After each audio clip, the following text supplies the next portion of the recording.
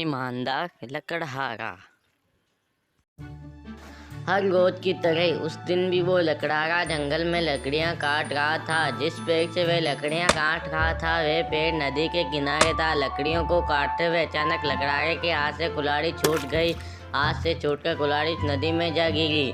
वो नदी बहुत गहरी थी, इसलिए लकड़हारा उस नदी में जा नहीं सकता था। वो कुल्हाड़ी नदी में गिर जाने के कारण वह बहुत दुखी था। उसी दुख में वह नदी के किनारे बैठकर रोने लगा। इतने में नदी में से एक देवदूत बाहर आया। उसने उस लकड़हारे से उसकी परेशानी का कारण पूछा तो उसने सारी बात उस देवदूत को बता दी। लकड़हारे की बात को सुनकर तो देवदूत नदी के अंदर चला गया। कुछ क्षण बाद वो वापस आया तो उसके हाथ में एक सोने की कुल्हाड़ी थी। उसने कहा, लकड़हारे ये लो अपनी कुल्हाड़ी जो नदी में गिर गई थी। लकड़हारे ने उस कुल्हाड़ी को देखा और कहा, ये मेरी कुल्हाड़ी नहीं है, मेरी तो लोहे की थी।